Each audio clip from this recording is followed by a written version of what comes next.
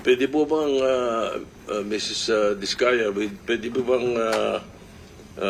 ibalita nyo sa amin, ikwento nyo sa amin yung napanood namin sa inyo sa television na sinasabi ninyo. Kailan po kayo unang nagkaroon ay kumita ng bilyon sa construction industry? Anong taon po yun? Good morning po. Billion po.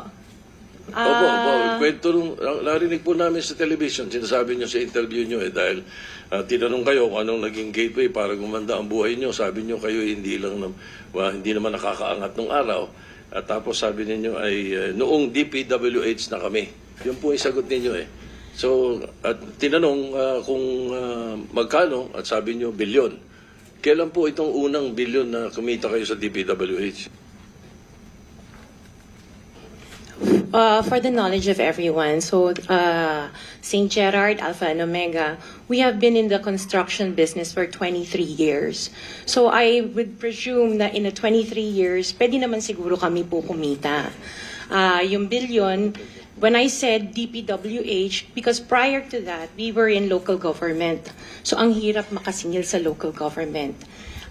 They spliced the video that was taken of me and just mentioned the DPWH. So, contractor na po kami for 23 years. So you're saying that the television station and the persons interviewing you edited your answers?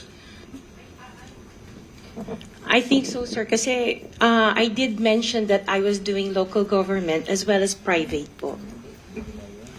Yeah, if I may, with the permission of the chairman, Senator President Pro Tem. Ma'am Sara, ano ba naging trabaho niyo bago kayo pumasok sa mga kontrata sa gobyerno?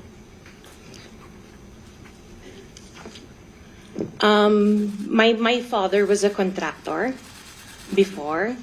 Nangongontrata rin Pero siya? yes po, Nangongontrata rin sa for DPWH? LGU po.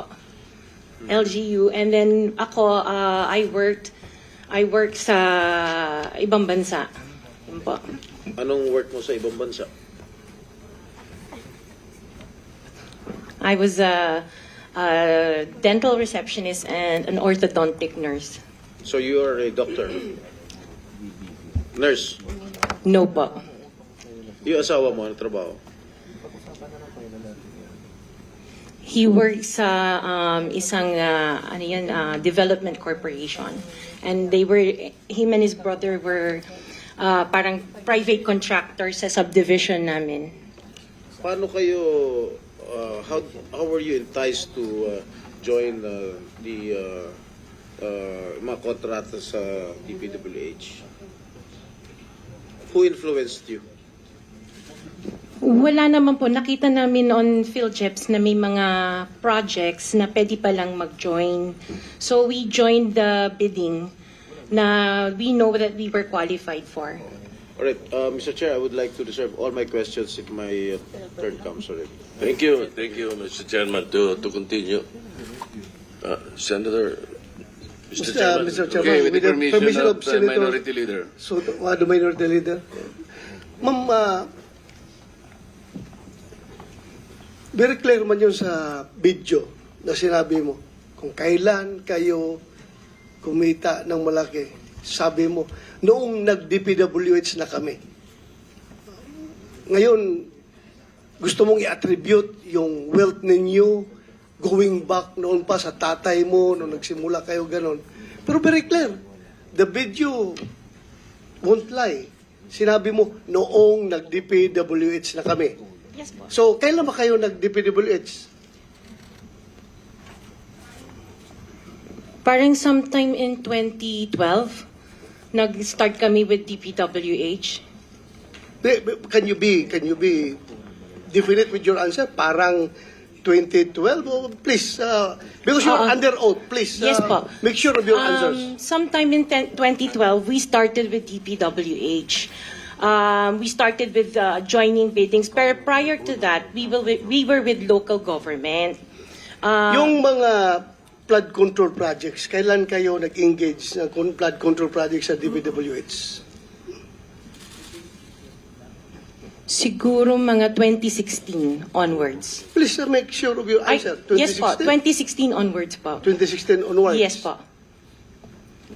2016 onwards. May follow-up Yes, ka sir. ba? Okay. Go ahead, sir. Go ahead. Alright. Kasi based on your... Una sa lahat, we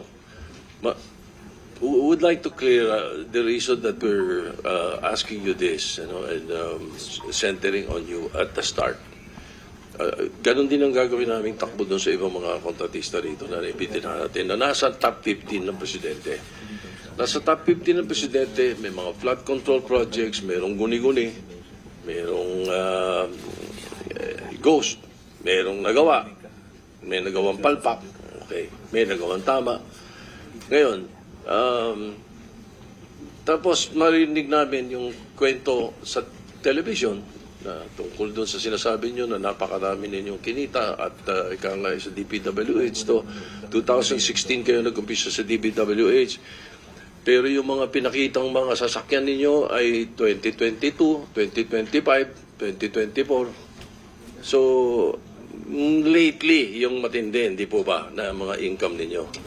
Mga anong taon kaya sa tingin ninyo? What year would you say that you were able to engage or be able to get projects from the DPWH for flood control projects? What year? Yun nga po, nag-start kami makakuha ng pailan-ilan, pero 2016 po onwards. Po. Yes. 2016 onwards. In 2017, how much did you pay the BIR on your income tax? Sorry, I don't have the data on me right now kasi I have an accountant that handles that po. Pero I can get it for you. Yes, please. May we request that Yes po. we find out how much your income taxes were paid from that time, 2016 to the present. No? Okay po. All right. Now, Mr. Chairman,